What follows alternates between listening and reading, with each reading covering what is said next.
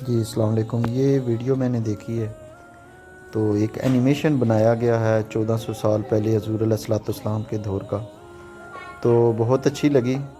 آپ بھی دیکھیں اور پھر کمنٹس کریں کہ کیسا کوئی ملتا جلتا اینیمیشن بنایا گیا ہے تو اس دور کی یاد تازہ ہو جاتی ہے۔ اور آپ دیکھیں کہ اسی طرح کے مکان جگہ جگہ پانی کی فیسلٹی بھی دی گئی ہے، اور ایک یہ بھی بتانے کی کوشش کی گئی ہے کہ جگہ جگہ جانور ایک سائڈ پہ باندھے ہوئے ہیں، اور اکثر گھروں میں گھوڑے بھی ہیں۔ کھجور کے درخت نظر آ رہے ہیں، سائڈوں پہ پہاڑ نظر آ رہے ہیں، اور آپ دیکھیں کہ پانی کے جو مٹکا ٹائپ چیزیں ہیں وہ بھی جگہ جگہ گھروں کے باہر دکھائی گئی ہیں تاکہ کوئی مسافر آئے تو وہ پانی پی سکے۔ اس کے ساتھ ساتھ کبوتر آپ کو کافی تعداد میں نظر آ رہے ہیں، تو اس کا مطلب ہے کہ اس دور میں بھی کبوتر موجود تھے اگر یہ ویڈیو ٹھیک ہے۔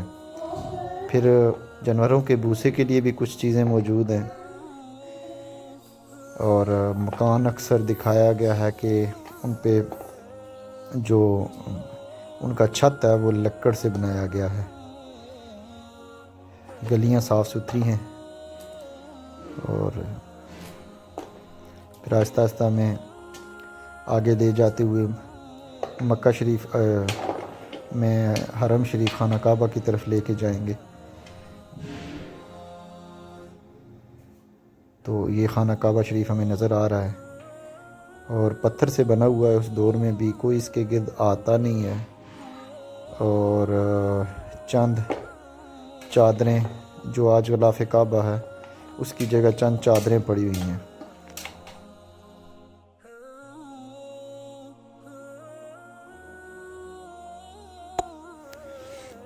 اور پہاڑ آپ کو نظر آ رہے ہیں، سبحان اللہ، اللہم صلی علی محمد وعلی آل محمد۔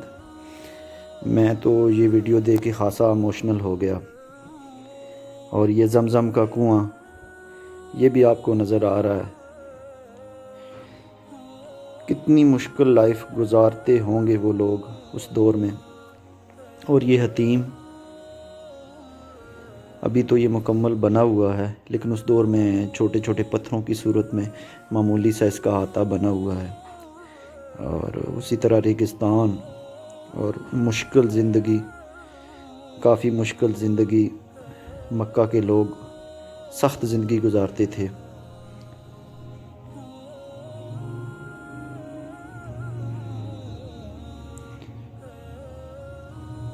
سبحان اللہ، اللہم صلی علی محمد وعلی آل محمد۔ اور یہ بھی دکھایا گیا ہے کہ یہ خانہ کعبہ کے ساتھ کھجور کے چند درخت موجود ہیں۔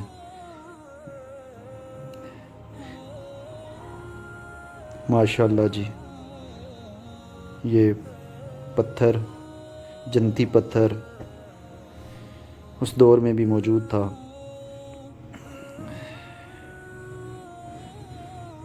اور یہ سائے کے لیے کچھ لکڑ کے ساتھ ایک چادر اوپر بنا کے تو سائے کے لیے کچھ چیز بنائی گئی ہے۔ ہو سکتا ہے امامت بھی یہاں ہی ہو، غلطی کوتاہی ہو تو مجھے معاف فرمائیں، کیونکہ میں عالم تو نہیں ہوں۔